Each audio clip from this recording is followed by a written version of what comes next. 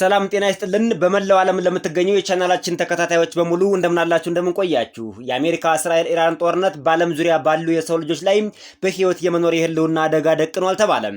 ከዚሁ ጦርነት ጋር ተያይዞ የእስራኤሉ ጠቅላይ ሚኒስትር ቤንያሚን ኔታንያሁ በዓለም ዙሪያ ያሉ ክርስቲያኖችን ያስቆጣና ያበሳጨ ጸያፍ ንግግር ተናገረ። ኔታንያሁ ያለ ደጋፊ ራቁቱን ቀርቷል ነው የተባለው። ሁኔታው ለኢራን ሰርግና ምላሽ ሆኗል። ኔታንያሁ በንግግሩ ኢየሱስ ክርስቶስ ምንም ኃይል አልነበረውም፣ ራሱን ማዳን አልቻለም፣ ኢየሱስ ክርስቶስ በጀንጌስ ካህን ላይ ምንም አይነት ብልጫ የለውም፣ ክፋት በጎነትን ያሸንፋል ሲል በተናገረው ንግግር ከባድ ተቃውሞ ገጥሞታል። ሁኔታውንም በንግግሩ ለማስተባበል ሞክሯል። በርካታ ተቃውሞ ሲነሳበት ሁኔታውን ለማስተባበል ብዙ ርቀት ቢሄድም አልተሳካለትም ተብሏል። የኔታንያሁ ውድቀት ተበስሯል ነው የተባለው። ዝርዝሩን ትሰሙታላችሁ፣ መደመጥ ያለበት ነው። በተለይ በዓለም ዙሪያ ያላችሁ ክርስቲያኖች አይሁዶች ምን እንደሆኑ ከዛሬ ጀምሮ ቁርጣችሁን የምታውቁበት ነው ተብሏል። መደመጥ መሰማት ያለበት ዜና ነው። እንዲሁም ኔታንያሁ አሜሪካን ወደ ጦርነት ጎትተህ አስገብተሃል ተብሎ ሲጠየቅ አስገራሚ ምላሽ ሰጥቷል። እሱም ተካቷል። በስተመጨረሻ የጦርነቱን የውሎ አዳር የ24 ሰዓት ሪፖርት አዘጋጅተንላችኋል፣ ትሰሙታላችሁ። አጠቃላይ የደረሰው ውድመት በሎጂስቲክ፣ በሰው ኃይል፣ በንብረት ላይ፣ በሰው ህይወት ላይ የደረሰውን በሙሉ የጦርነቱን ሂደትን አስመልክቶ ዝርዝሩን አካተነዋል። አሁን ወደ ዝርዝር መረጃዎቹ አልፈናል። እናንተ የዩቲዩብ ቻናሉን ሰብስክራይብ እያደረጋችሁ ግቡ። እኔ መረጃዎቹን ለእናንተ በጥራት ማቅረቤን ቀጥላለሁ። የአሜሪካ እስራኤል ኢራን ጦርነት በዓለም ዙሪያ በሚገኙ የሰው ልጆች በህይወት የመኖር ህልውና ላይ አደጋ ደቅኗል ተባለ። ከዚሁ ጦርነት ጋር ተያይዞ የእስራኤሉ ጠቅላይ ሚኒስትር ቤንያሚን ኔታንያሁ ኢየሱስ ክርስቶስን ቃል በቃል ተሳድቧል። በመላው ዓለም የሚገኙ ክርስቲያኖችን በአሁኑ ሰዓት አስቆጥቷል። የጠቅላይ ሚኒስትሩ ንግግርም ቫይራል ወጥቶ መላው ክርስቲያኖችን እያስቆጣ ይገኛል። የጠቅላይ ሚኒስትሩን ሙሉ ኢየሱስ ክርስቶስን የተሳደበበትን ንግግር ከማቅረባችን በፊት ሌሎቹን የጠቅላይ ሚኒስትሩን ንግግር እንደ መንደርደሪያ እናቀርብላችሁ። First of all, I just want to say I'm alive and you're all witnesses. Now that I dispatched this piece of fake news, I want to give you an update on Operation Roaring Lion. የእስራኤሉ ጠቅላይ ሚኒስትር ጋዜጠኞችን ሰብስበው ስለ እስራኤል አሜሪካ ኢራን ጦርነት ወቅታዊ መግለጫ ሰጥተዋል። በመጀመሪያ ደረጃ እኔ በህይወት አለው ሲሉ ሙቷል ተብሎ የተሰራጨባቸውን የሐሰተኛ መረጃ ለማስተባበል ሞክረዋል።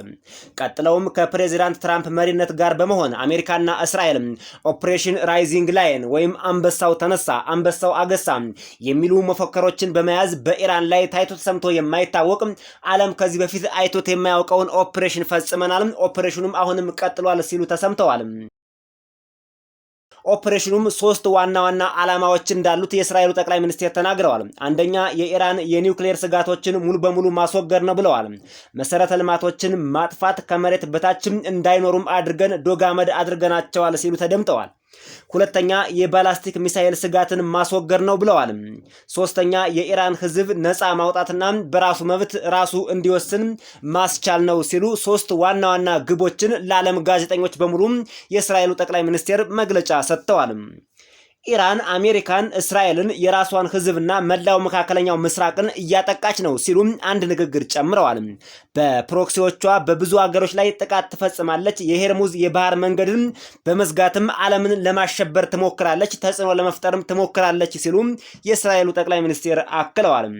ኒውክሌር ጦርና አይሲቢኤም ቢኖራት ዓለምን ትጨርሳለች፣ ዓለምን ታወድማለች። አሜሪካና አውሮፓ ብሎም እስራኤልን በ24 ሰዓት ውስጥ ልታወድም ትችል ነበር። ነገር ግን እሱ እንዳይሆን ቀድመን አጠቃናት ሲሉ የእስራኤሉ ጠቅላይ ሚኒስትር አሁንም ተደምጠዋል። ከ20 ቀናት በፊት ስላደረግነው ኦፕሬሽን የነበሩን ስኬቶች እነዚህ ናቸው ሲሉ ለጋዜጠኞች ተናግረዋል። ኢራን ራቁቷን ቀርታለች፣ ምንም የላትም፣ ባዶ ሆናለች።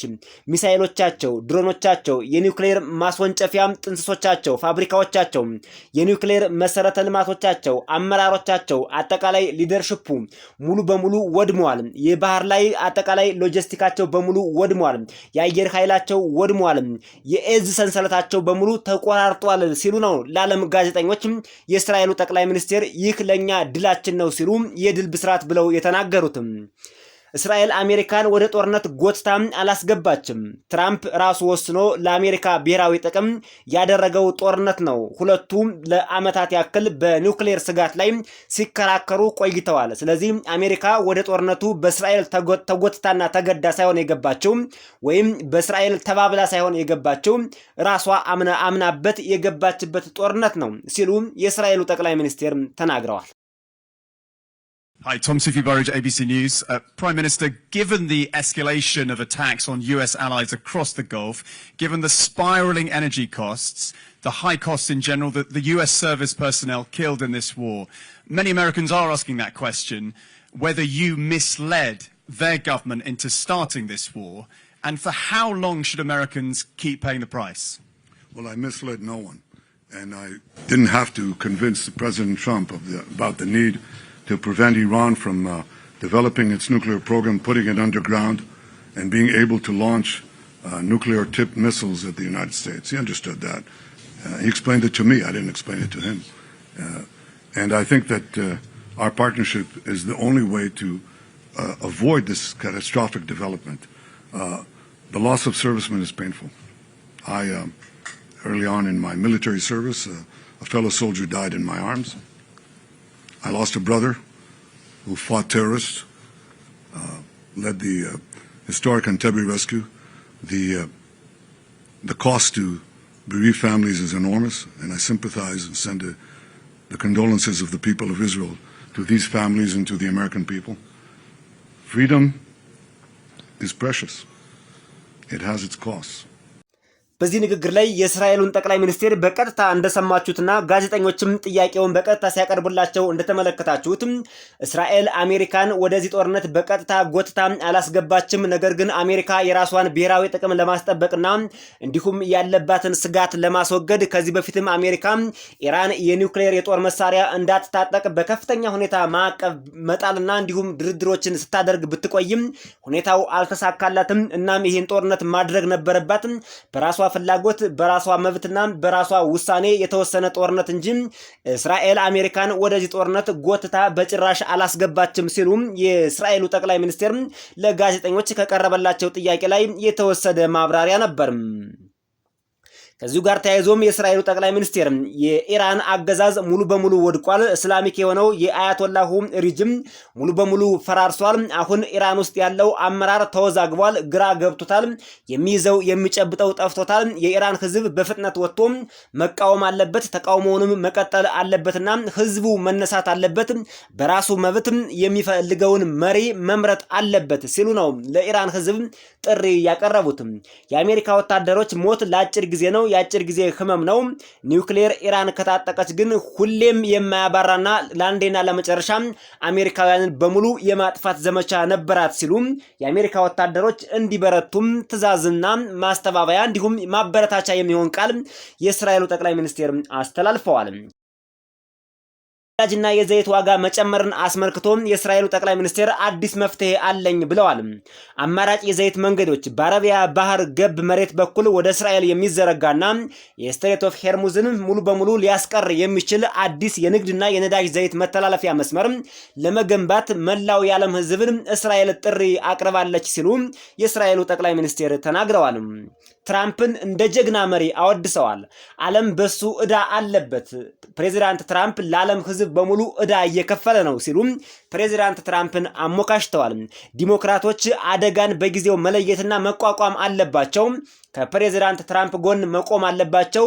ያሁኑ የአሜሪካ አገዛዝ ድሮ እንደምታስቡት አይደለም፣ ዲሞክራሲ ብቻውን በቂ አይደለም፣ ኃይልን መጠቀም አለብን፣ ኃይለኛ ጨካኞች መሆን አለብን ሲሉ በዚህ ንግግራቸው ላይ ተደምጸዋል።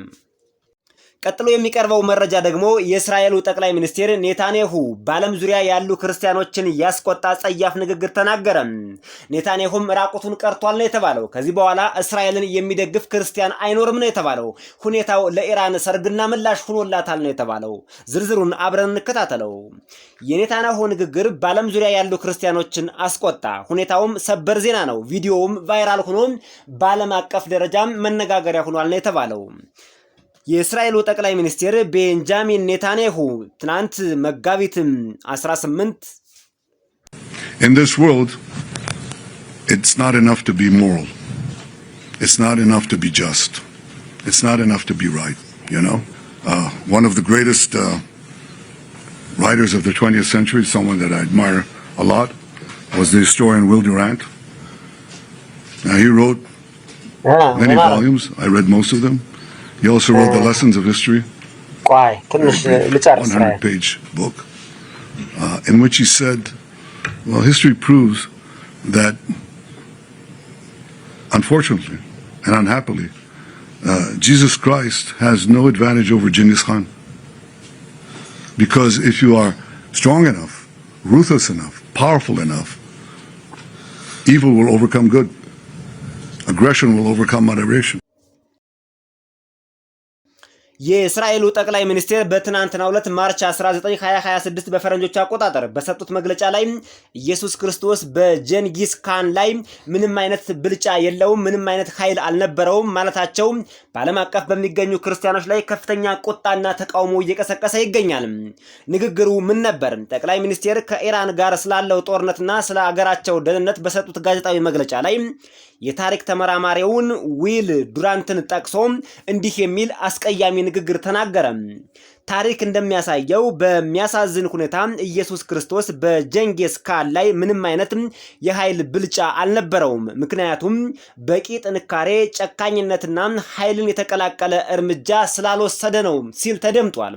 ይህ አጸያፊ ንግግርን ብቻ ሳይሆን በመላው ዓለም የሚገኙ ክርስቲያኖችን በሙሉ አስቆጥቷል።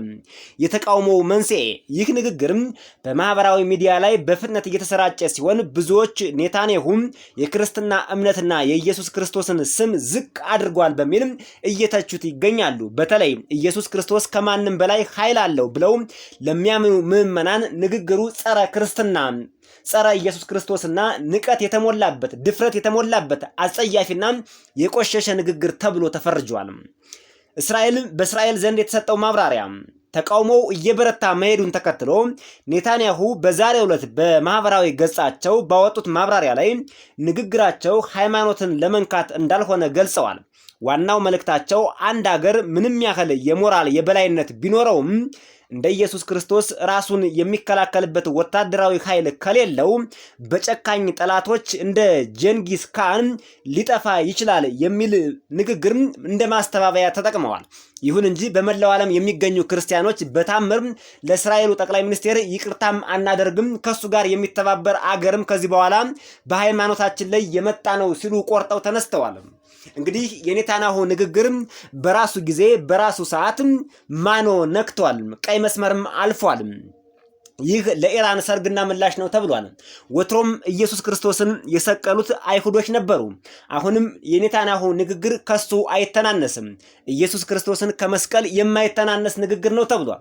ኔታንያሁ በንግግሩ ኢየሱስ ክርስቶስ የሞራል ሰው ነው፣ የሥነ ምግባር ሰው ነው፣ የሕግ ሰው ነው፣ ለሰው ልጆች የሚራራ ሩህሩህ የሆነ ሰው ነው። ነገር ግን ሩህሩህነቱ፣ የዋህነቱ፣ በሞራል መንቀሳቀሱና መጓዙ ከሞት አላዳነውም የሚል ንግግር ነው የተናገረው። ይህ በጣም አጸያፊ ነው። አንድ የታሪክ መጽሐፍንም ጠቅሷል የእስራኤሉ ጠቅላይ ሚኒስቴር። በዚህ መጽሐፍ ላይ አንድ ንጉስ ይጠቀሳል፣ ጀንጊስ ካን የሚባል ንጉስ። ይህ ንጉስ እጅግ በጣም ጨካኝ አረመኔ፣ ጨካኝ ወታደሮች ያሉትና በዓለም ዙሪያ እስከ ቻይና ድረስ እስከ ሩቅ ምስራቅ ድረስ ይገዛ የነበረም ሰው ነው። ይሄን ነው እንደ መርህ አድርጎ የእስራኤሉ ጠቅላይ ሚኒስቴር የጠቀሰው። ነገር ግን ኢየሱስ ክርስቶስ 5 ገበያ የሚሆን ህዝብ ይከተለው ነበር። ያውም ከዛሬ 2018 በኢትዮጵያ አቆጣጠር 2026 ደግሞ በፈረንጆቹ አቆጣጠር ከሱ በፊት የነበረ ቁጥር ነው። 5 ገበያ ህዝብ ይከተለው ነበር። ኢየሱስ ክርስቶስ ሰማያዊ ንጉስ ስለሆነ ነው እንጂ ያን ሁሉ ህዝብ ቢያዘምተው ኑሮ ዓለምን በደቂቃ መቆጣጠር ይችል ነበር። የዓለም ነገስታቶችን በሙሉ በእጁ ማስገባት ይችል ነበር። እሱ ዓላማው አይደለም። ወደዚህ ምድር የመጣበት የሰውን ልጅ ለማዳን እንጂ በዚህ ዓለም ለመንገስ አይደለም። ኢየሱስ ክርስቶስ የሚነግሰው በሰማይ ነው። ሰማያዊ ንጉስ ነው። የዚህ ዓለም ንጉስ አይደለም። ኢየሱስ ክርስቶስ ዓለምን የሚገዛ አይደለም።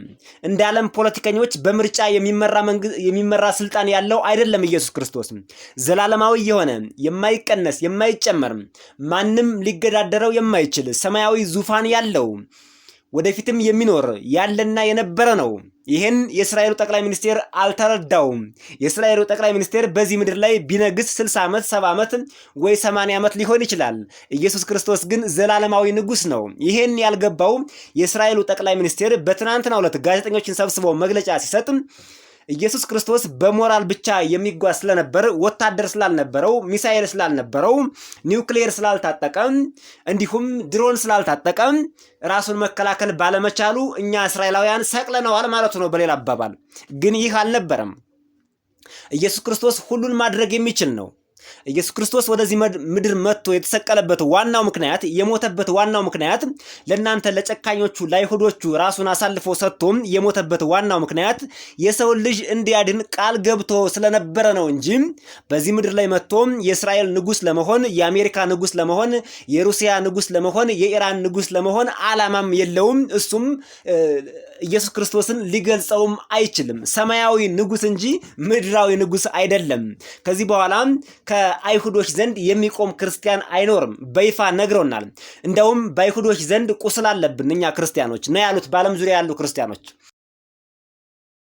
ቁስል አለብን፣ ቁርሾ አለብን፣ ቂም አለብን። ምክንያቱም የዓለም ገዥ የሆነውን ኢየሱስ ክርስቶስን በጉልበታቸው ተመክተው ሰቅለውታልና።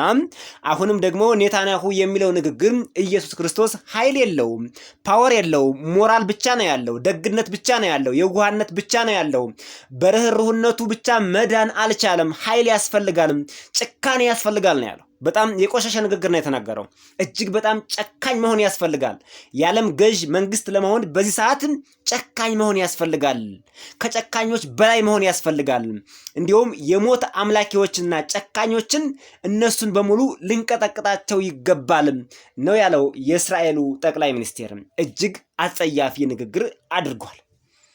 ይህ ንግግሩ በዜሮ አስቀርቶታል። ከዚህ በኋላ ከኔታንያሁ ጎን የሚቆም ክርስቲያን ይኖራል ተብሎ አይታሰብም። ባጭሩ የእስራኤሉ ጠቅላይ ሚኒስቴር የተናገረው መላው ክርስቲያኖችን ያስቆጣው ንግግር ይህ ነበር። ወደ ቀጣዩ ዜና አልፈናል። በመቀጠል የምናቀርብላችሁ ደግሞ በ24 ሰዓት ውስጥ በአሜሪካ በእስራኤልና በኢራን ጦርነት መካከል ያለውን የጦርነት ሪፖርት ይሆናል። ጠቅላላ የወደመውን ንብረት፣ የወደመውን የሰው ኃይል፣ የሎጂስቲክ አጠቃላይ የጦርነቱን ብልጫ ማን ወሰደው የሚለውን ሁሉንም ዘገባዎች ይዘነው እንቀርባለን። ከሱ በፊት ግን የጃፓኗ በቅርብ የተመረጠችው ጠቅላይ ሚኒስቴር ደግሞ ወደ አሜሪካ ሄዳለች። ደፋሯ ጠቅላይ ሚኒስቴር ተብላለች። በዚህ ሰዓት በኢራንና በአሜሪካ ጦርነት መካከል እጃቸውን ማስገባት የማይፈልጉ ሀገሮች ብዙዎች ናቸው። ሁኔታውን በገለልተኝነት የሚመለከቱ ብዙዎች ናቸው። እጃችን ብናስገባ የሚመጣው ቀውስ የባሰ ነው ብለው እጃቸውን አጣጥፈው የተቀመጡ ብዙዎች ናቸው። አንዳንዶቹ ደግሞ ራሳችን ብቻ እንከላከል ብለው የተቀመጡም አሉ። በዚህ መሃል የጃፓኗ ጠቅላይ ሚኒስቴር ወደ አሜሪካ በመሄድ ከአሜሪካ ጎን ነኝ፣ ኢራን በጭራሽ የኒውክሌር የጦር መሳሪያ መታጠቅ የለባትም ብላ የተናገረች የመጀመሪያዋ ጠቅላይ ሚኒስቴር ልትባል ትችላለች። ምናልባትም ከእስራኤል ቀጥላ የመጀመሪያዋ ናት ተብላለች። የመካከለኛው ምስራቅን ሁኔታ በተመለከተ ሁለቱ መሪዎች በኢራንና በሄርሙዝ ባህረ ሰላጤ ላይ ስላለው ውጥረት ተወያይተዋል። ጃፓን ኢራን በምንም ሁኔታ የኒውክሌር ጦር መሳሪያ መታጠቅ የለባትም ስትል በጠቅላይ ሚኒስቴሯ በኩል አሳውቃለች። ጃፓን የነዳጅ አቅርቦት ደህንነት እንዲጠበቅ ፍላጎቷንም ገልጻለች። የሚሳኤል መከላከያ ጃፓን አሜሪካ በህዋ ላይ ለምትዘረጋው የጎልደን ዶም የሚሳኤል መከላከያ ስርዓት ድጋፍ እንደምታደርግና ተሳትፎዋንም እንደምታሳድግ ተናግራለች። የጦር መሳሪያ ምርት አሜሪካ በጦርነቱ ምክንያት እየተመናመነ የመጣውን የሚሳኤል ክምችት ለመተካት ጃፓን የጦር መሳሪያዎችን በጋራ እንድታመርት ጠይቃለች። ሌላው ጃፓን የራሷን ጥቅም ማስጠብቃለች። አሜሪካ ከፍተኛ መዋለ ነዋይ ለሚያፈሱ ወይም ቴክኒካዊ የተሻለ የሙያ ብቃት ላላቸው የጃፓን ዜጎች ቅድሚያ ቪዛ እንደምትሰጥ ከፕሬዝዳንት ትራምፕ ጋር ተስማምተዋል። ባጭሩ በቀጥታ ከዚህ ጦርነት ላይ ዋና ተዋናኝ ሁና ከእስራኤል ቀጥላ ይሄን ጦርነት ኢራንን ለመውጋት የተዘጋጀችው ቀጣዩ ሀገር ደግሞ በዚህ ንግግራቸው መሰረት ጃፓን መሆኗ ተረጋግጧል ማለት ነው። ጃፓን መሆኗ ተረጋግጧል። ወደ ቀጣዩ ዜናና መረጃ አልፈናል። የ24 ሰዓት የአሜሪካ እስራኤል ኢራን ጦርነት ሪፖርት። በቴህራን ላይ የተፈጸመው ከፍተኛ ጥቃት። የእስራኤል መከላከያ ሰራዊት በኢራን ዋና ከተማ ቴህራን በሚገኙ የመንግስት ተቋማት ላይ ከፍተኛ የጥቃት ማዕበል ሰንዝሯል። ጥቃቱ የተፈጸመው የፋርስ አዲስ ዓመት ዋዜማ ላይ ነው ተብሏል። ይህ ደግሞ እጅግ በጣም የሚያሳዝን ነው። ከአያቶላሁ አሊ ካሜኒ በኋላም ሁለት ታላላቅ የሚባሉ ዋና የኢራን ከፍተኛ ባለስልጣናትም በዚሁ ሳምንት ተገለዋል። የሶሪያ ግንባር መከፈት እስራኤል በሶሪያ የሚገኝ የጦር ዕዝ ማዕከልና የጦር መሳሪያ ግምጃ ቤቶችን መምታቷን አረጋግጣለች። ይህ ጥቃት ጦርነቱ ከተጀመረ ወዲህ እስራኤል በሶሪያ ላይ የፈጸመችው የመጀመሪያው ትልቅ ጥቃት ተደርጎ ተወስዷል። አሜሪካ ኦፕሬሽን ኤፒክ ፌሪ የአሜሪካ ማዕከላዊ ዕዝ ሴንትራል ኮማንድ ኢራንን ዋና የሚሳኤል መገጣጠሚያ ፋብሪካ ሙሉ በሙሉ ማውደሙን አስታውቋል። ፔንታጎን ለዚህ ጦርነት ተጨማሪ 200 ቢሊዮን የአሜሪካ ዶላር በጀት መድበዋል ይላል። 200 ቢሊዮን ነው የመደቡት ለዚህ ጦርነት። አስቡት። የሚሳኤልና የድሮን መክሸፍ በባህሬንና በተባበሩት አረብ ኤሚሬትስ ላይ የተተኮሱ 140 ባላስቲክ ሚሳኤሎችና 300 ድሮኖች በመከላከያ ዘዴዎች መክሸፋቸው ተገለጸ። ከኢራን የተተኮሱ ናቸው። በጣም የሚገርም ነው። በባህሬንና በተባበሩት አረብ ኤሚሬትስ ከእስራኤል ቀጥሎ በከፍተኛ ሁኔታ ታርጌት የተደረገችው የአረብ ሀገራት የተባበሩት አረብ ኤሚሬትስ ናት። ከፍተኛ ኪሳራ ነው የደረሰባት። በነገራችን ላይ በዚህ ጦርነት እስካሁን 20 ቢሊዮን የአሜሪካ ዶላር ከስራለች ዩናይትድ አረብ ኤሚሬትስ 20 ቢሊዮን የአሜሪካ ዶላር። እናም ወደ ባህሬንና ወደ ተባበሩት አረብ ኤሚሬትስ የተተኮሱ 140 ባላስቲክ ሚሳኤሎች እና 300 ድሮኖች ወድመዋል። ይህ እጅግ በጣም ትልቅ ቁጥር ነው። ዓለም አቀፍ የኢነርጂ ቀውስ ኢራን በኳታር ራስ ላፋን የኢንዱስትሪ ከተማ ላይ በፈጸመችው አጸፋዊ ጥቃት የኳታር የተፈጥሮ ጋዝ የማምረት አቅም በ17% ቀንሷል። ይህንንም መልሶ ለመጠገን ከ3 እስከ 5 ዓመት ይፈጃል ነው የሚለው። በጣም ከባድ ነው። ከዚሁ ከነዳጅ ጋር ተያይዞ የነዳጅ ዋጋ መናር ለኢነርጂ ተቋማት ላይ በተሰነዘረው ጥቃት ምክንያት የአንድ በርሜል ድፍድፍ የነዳጅ ዋጋ ከ120 የአሜሪካ ዶላር በጥፉ እንደሚያድግ እየተነገረ ነው። ይህም እንደ ህንድ ባሉ ሀገራት ላይ የነዳጅ እጥረት ስጋት ፈጥረዋል። ኢትዮጵያንም ጨምሮ ከፍተኛ የነዳጅ እጥረት ያጋጥማል ተብሏል። በአሁኑ ሰዓት ከኢትዮጵያ ያገኘነው መረጃ እንደሚያሳየው የኢትዮጵያ መንግስት ነዳጅን በቁጠባ እንዲጠቀሙና አብዛኛዎቹ ማደያዎች ነዳጅ እንደሌላቸው ተነግሯል። በርካታ የነዳጅ ሰልፎችና ከፍተኛ ቁጥር ያላቸው ተሽከርካሪዎች ወረፋ ይዘው እንደቆሙ መረጃዎች እየወጡ ይገኛሉ። ወደፊት ኢትዮጵያ በነዳጅ እጥረት እንደምትሰቃይም ከፍተኛ የሆኑ የመንግስት ባለስልጣናት ብቻ ሳይሆኑ ዓለም አቀፍ የኤነርጂ ተቋማትም መረጃውን አጋርተዋል። በአሁኑ ሰዓት ኢትዮጵያ ነዳጅ የምታገኘው ከ3 ዋና ዋና ሀገራት ነበር። ከሳውዲ አረቢያ፣ ከተባበሩት አረብ ኤሚሬትስ እና ከኩዌት ነበር። የተባበሩት አረብ ኤሚሬትስ እና ኩዌት ሙሉ በሙሉ ለኢትዮጵያ የሚያቀርቡትን ነዳጅ አቋርጠዋል 100%። አሁን ኢትዮጵያ ነዳጅ በተወሰነ መልኩ የምታገኘው ከሳውዲ አረቢያ ብቻና ብቻ ነው ተብሏል። ሳውዲ አረቢያ ለኢትዮጵያ የምታደርሰው ነዳጅ አንደኛው በስትሬት ኦፍ ሄርሙዝ ያልፋል። ሌላኛው ግን ስትሬት ኦፍ ሄርሙዝን ሳይነካ በምስራቃዊ ሳውዲ አረቢያ በቀይ ባህር በኩል ወደ ኢትዮጵያ ይደርሳል በጅቡቲ በኩል ተብሏል። ይሄኛው መስመር ነው ለኢትዮጵያ ተስፋ እየሰጠ የሚገኘው። ይህም ቢሆን በዝቅተኛ ሁኔታ ነው ወደ ኢትዮጵያ ነዳጅ እየላከ የሚገኘው ተብሏል። ሌላው በዚህ የ24 ሰዓት የአሜሪካ እስራኤል ኢራን ጦርነት ውስጥ የሚዘገበው የውሎ የጦር ሜዳ ዘገባ የኢኮኖሚ ውድመት ነው። የተባበሩት መንግስታት ድርጅት እንደገለጸው ጦርነቱ በተጀመረ በ21 ቀናት ውስጥ በአረብ ሀገራት ውስጥ የ63 ቢሊዮን ዶላር ኢኮኖሚ ኪሳራ አድርሷል። በሳውዲ፣ በተባበሩት አረብ ኤሚሬትስ፣ በኩዌት፣ በባህሬን በእነዚህ ሀገሮች አጠቃላይ ሲሰላ 63 ቢሊዮን የአሜሪካ ዶላር ኪሳራ ደርሷል። ለመሆኑ ነዳጅ እጥረት የሚከሰተው ለምንድን ነው? የምርት እጥረት ስላለ ነው? ስለማያመርቱ ነው? ኢትዮጵያውያን በተለይ ነዳጅ የሚያጡበት ምክንያት ምንድን ነው? አንደኛው ነዳጅ አምራች የሆኑ ትልልቅ ኩባንያዎችን ኢራን እየተከተለች መታቸዋለች። ዩናይትድ አረብ ኤሚሬትስ እና ኩዌት አሁን ነዳጅ ማምረት አይችሉም። አንዱ ትልቁ ችግር እሱ ነው። ሁለተኛው በስትሬት ኦፍ ሄርሙዝ በር ላይም ቢሆን ወደ ኢትዮጵያ የሚገባው ነዳጅ ብዙ ነበር። ሁለተኛው ምክንያት እሱ ነው። ሶስተኛው የዓለም የነዳጅ ዋጋ እንዲንር ጦርነቱ እንደ ትልቅ ምክንያት ሆኗል። በዓለም አቀፍ ደረጃ ነዳጅ ዋጋው የሚጨምር ከሆነ ኢትዮጵያ ውስጥም ነዳጅ ዋጋ መጨመሩ አይቀሬ ነው። በእነዚህ 3 ምክንያቶች ኢትዮጵያ በነዳጅ አቅርቦት ላይ ከፍተኛ ዋጋ እንደምትከፍል ከወዲሁ መረጃዎች እየወጡ ይገኛሉ። የኢትዮጵያ መንግስትም ሁኔታውን አምኖበት ነዳጅን በቁጠባ ተጠቀሙ የሚል ይፋዊ መልእክት አስተላልፏል። ሌላው በዚህ ጦርነት የሚዘገበው የሄርሙዝ ወሽመጥ እገዳ ነው። ኢራን በስትራቴጂካዊ የሄርሙዝ ወሽመጥ ላይ ያላትን ቁጥጥር አጠናክራ ቀጥላለች።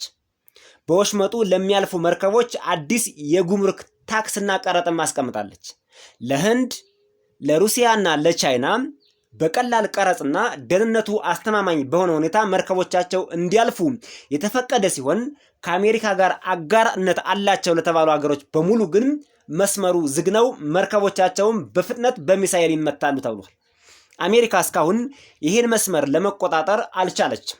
በርካታ ኦፕሬሽኖችን ብትወስድም ይህን መስመር መቆጣጠር አልቻለችም። ፕሬዚዳንት ትራምፕ ከዚሁ ጦርነት ጋር ተያይዞ ወደ ኢራን የእግረኛ ጦር የመላክ ፍላጎት አለ ሆይ ተብሎ በትናንትናው ዕለት ተጠይቆ በሰጠው ሙሉ ምላሽ ኢራን ውስጥ የእግረኛ ጦር ለመላክ ፍላጎት የለኝም፣ በአየር ነው የምዋጋው ወይም ሪሞት ዋር የሚባለውን እጠቀማለሁ እንጂ የእግረኛ ጦር ወደ ኢራን አላሰማራም ብለዋል።